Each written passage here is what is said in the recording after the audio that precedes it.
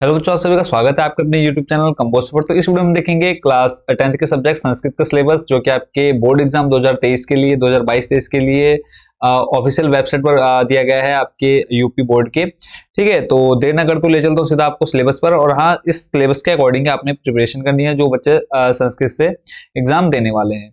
और एक चीज और आप लोगों के लिए कि जो बच्चे चैनल पर फर्स्ट टाइम विजिट कर रहे हैं, चैनल को जरूर सब्सक्राइब कर लेना ताकि आने वाले वीडियोस के नए नोटिफिकेशन आपके पास टाइम से पहुंच सके। क्योंकि आपके जो बोर्ड एग्जाम की प्रिपरेशन है सारे सब्जेक्ट के कराने वाला हूँ, लास्ट ईयर भी कराए, तो इस साल भी सेम आपके बोर्ड एग्जाम की प्रिपरेशन होगी, बहुत अच्छे से होगी। तो जो बच्चे चैनल को फर्स्ट टाइम विजिट कर रहे हैं सब्सक्राइब जरूर कर लीजिएगा ताकि कोई भी वीडियो आपसे छूट ना जाए। और लास्ट ईयर भी बच्चों ने प्रिपरेशन का बहुत अच्छे मार्क्स आए सभी के। तो यहाँ पे आप देख रहे हैं विषय आपका संस्कृत और क्लास 10। ठीक है, बाकी सारे सब्जेक्ट्स के आपको मैं दे चुका हूँ वीडियो। तो अगर आपको कोई वीडियो नहीं मिल रही है या आप बाकी सारी वीडियोस भी देखना चाहते हैं सिलेबस उनका, तो उनका लिंक मैं डिस्क्रिप्शन में दे दूंगा, तो आप वहां से जाकर के देख सकते हैं। तो यहाँ पे आप देख रहे हैं विषय क्या, संस्कृत कक्षा आपकी 10। इस विषय में 17 अंक की लिखित परीक्षा होगी, ये आपको पता होगा, और 30 अंक का आपका प्रैक्टिकल होने वाला है। तो टोटल आपके 100 नंबर के यहाँ पे क्या हो जाएंगे, 100 नंबर आपको एग्जाम में दिए जाएंगे। अब देखते हैं आप उसमें से कितने नंबर लेकर के आते हैं। बट अब मैं जो आपकी प्रिपरेशन कराऊंगा पूरे 100 मार्क्स की कराऊंगा, आप उसमें से आप कितनी तैयारी करते हैं वो आप पर डिपेंड करता है। बाकी इसमें कहा है पाठ्यक्रम के आधार पर 20 अंक के वस्तुनिष्ठ यानी 20 जो नंबर आएंगे वो आपके टिक मार्क के लिए आएंगे, और 50 अंक के वर्णनात्मक प्रश्न होंगे। वस्तुनिष्ठ उल्लेख पुस्तिका में छात्रों को अंकित करना होगा। अंक विभाजन निम्न होते हैं, यानी किस पोर्शन से कितने नंबर का आएगा वो अब आपको यहाँ पे नीचे दिया हुआ है, तो वो भी अब यहाँ पे देख लेते हैं। पहला देखो, खंड का आपका दे रखा है गद्य पद और आशु पाठ। यहाँ से टोटल जो आपका आने वाला है कितने नंबर का आएगा, 35, यानी 35 नंबर का आपका देखने को मिलने वाला है इस जगह से। इसमें अब क्या क्या आपको देख रहे हैं, फर्स्ट पॉइंट दिख रहा होगा आपको गद्य खंड का हिंदी में अनुवाद, यानी आपको हिंदी में अनुवाद करने के लिए आएगा, ये कितने नंबर का आएगा, 11 नंबर का। दूसरी चीज आप देख रहे हैं पाठ सारांश, ये आपका आएगा 4 नंबर का। तीसरा आपका बहुविकल्पीय प्रश्न, ये आपके आने वाले कितने नंबर के, 4 नंबर के बहुविकल्पीय प्रश्न। उसके बाद आ जाता है आपका पद झानी, यानी कि जो आपके श्लोक वाला बुक का पोर्शन है, वहां से श्लोक की हिंदी में व्याख्या करनी, यानी जो जितने भी आपकी बुक में श्लोक हैं सभी को आप हिंदी में जरूर पढ़ लीजिएगा, व्याख्या करने के लिए आएगा। ये आपका आएगा कितने नंबर का, टोटल 4 नंबर का। ठीक है, अगला देख लेते हैं। इसमें जो टोटल आपको दे रखा है सूक्ति की हिंदी में अनुवाद, सूक्ति की हिंदी में व्याख्या करनी है। ठीक है, यहाँ पे अनुवाद करना है, तो ये आपका 3 नंबर का आ जाएगा। उसके बाद किसी एक श्लोक का संस्कृत में अर्थ लिखना है, वो आ जाएगा आपका 4 नंबर का।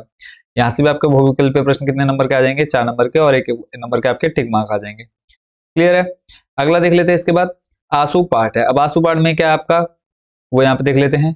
यहाँ पे देखो लिखा है पात्र चरित्र चित्रण, जो भी आपको पात्र दिया जाएगा उसका चित्रण करना है, किसमें, हिंदी में, ये आ जाएगा आपका 4 नंबर का। फिर लघु उत्तरीय प्रश्न, ये आपके संस्कृत में देने हैं आप लोगों ने, ये आपके कितने नंबर के, 2 नंबर के। और उसके बाद बहुविकल्पीय प्रश्न कितने नंबर के आएंगे, 3 नंबर के यहाँ पे। ठीक हो गया, तो ये हो गया खंड का कंप्लीट। इसी के अकॉर्डिंग आपका पूरा क्वेश्चन पेपर आपको देखने को मिलने वाला है। तो ऐसे ही आप लोगों ने तैयारी करनी है, एक एक टॉपिक आपने लेना है, उसको कंप्लीट करते जाना है, फिर अगले टॉपिक पे जाना है। ऐसा नहीं कि एक यहाँ से पढ़ लिया एक वहां से पढ़ लिया। टॉपिक के अकॉर्डिंग आप प्रिपरेशन करेंगे तो आप एग्जाम में जो आंसर लिखेंगे वो भी मतलब लाइन वाइज करेंगे। ऐसा नहीं कि पहला क्वेश्चन कर लिया, तीसरा क्वेश्चन कर लिया, फिर 8वां। तो ऐसे क्या होता है, टीचर का होता है दिमाग खराब, और टीचर का दिमाग खराब हुआ तो आपको पता है कि कैसे वो मार्क्स आपके कहीं से भी किधर से भी गैप कर सकता है। तो टीचर को अगर आप खुद कर लेते हैं तो आपको अच्छे मार्क्स आ जाएंगे। तो कोशिश करिएगा कि जैसा आपको पैटर्न सिलेबस में दिया गया ऐसे ही पैटर्न के अकॉर्डिंग आपने क्वेश्चन पेपर लिखना है। अगला आ जाता है खंड खा में, देखो व्याकरण, अनुवाद और रचना, 3 चीजें यहाँ पे आपको करने को मिलेगी। पहला जो आपका व्याकरण का, इसमें देखो प्रत्याहारों का सामान्य परिचय एवं वर्णों का उच्चारण स्थान, तो ये आपका जो देखने को मिलेगा 2 नंबर का है। उसके बाद दूसरा है संधि, तो संधि में क्या है आपका, देखो हल संधि है, मनुस्वार, अनुस्वार से यही, और परहस वर्ण, ये आपका 2 नंबर का। विसर्ग संधि, विसर्जनीय सा, तस जुसो रा और रो असी चाप, तो 2 नंबर का आपका इन दोनों से आपको मिल जाएंगी। अगला है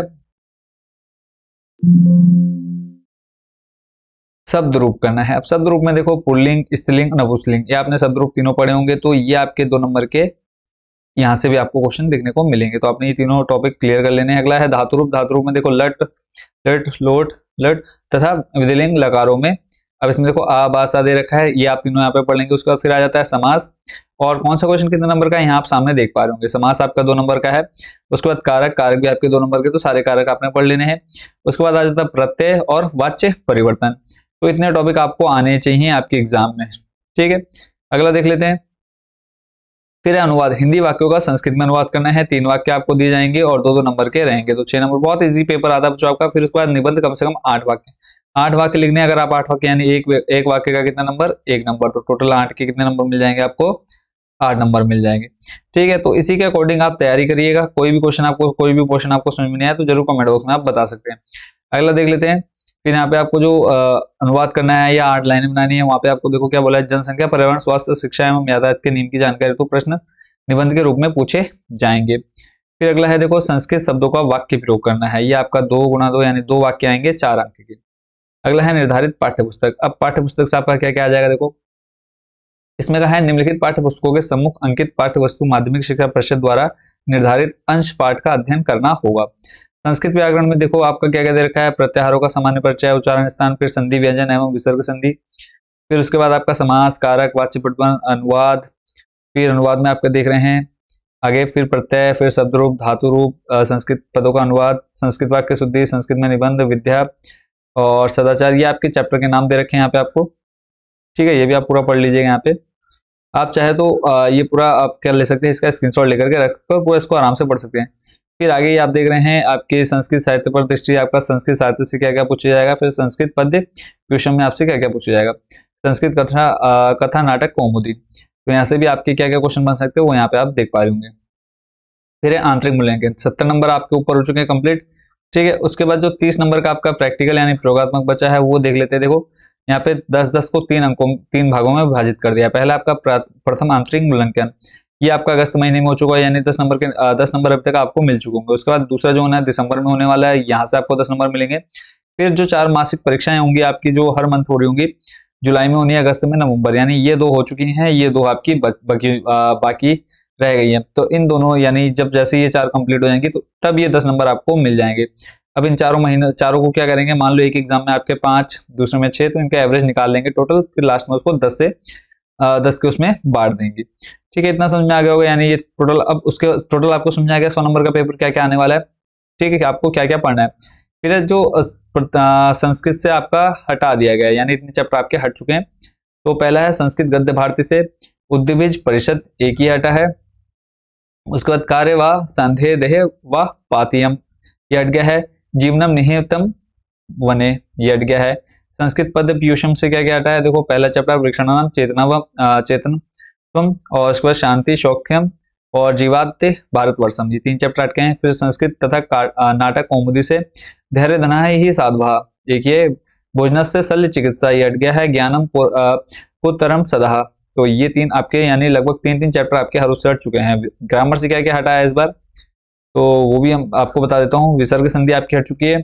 उसके बाद शब्द रूप में पुल्लिंग और फिर स्त्रीलिंग और नपुंसकलिंग में क्या क्या हटा है वो आप यहाँ पे देख पा रहे हैं। धातु रूप में परस में पद से नस, आप और इश, और उभय पद से ज्ञा और चुर, ये हट चुके हैं। इनको आपने नहीं बिल्कुल भी टाइम वेस्ट करना है इस पर। अगला आप देख रहे हैं प्रत्यय, प्रत्यय में शत, सानच, वक्त, वतु, कितन, इन, मातु, ठक, तल, ये आपको प्रत्यय नहीं पढ़ने हैं। निबंध आपने मातृभूमि, वसुधैव कुटुंबकम, भारतीय कृषि का, हिमालय, तीर्थराज प्रयाग, वसंत संपत, और बाकी 3-4 और आपको दे रखे हैं, इन पर आपने निबंध नहीं देखना है। ये अब आपके मतलब उसमें हटा दिया गया संस्कृत से। ज्यादातर क्या है कि पहले आपकी बहुत ज्यादा रिपीट होते थे, बट ये क्वेश्चन आपके हटा दिया गया। आई होप बच्चों आपको ये पूरा सिलेबस समझ में आ गया होगा। कोई भी चीज आपको संस्कृत में टॉपिक या कुछ भी आपको क्लियर नहीं हुआ हो तो आप जरूर कमेंट बॉक्स में बताएंगे।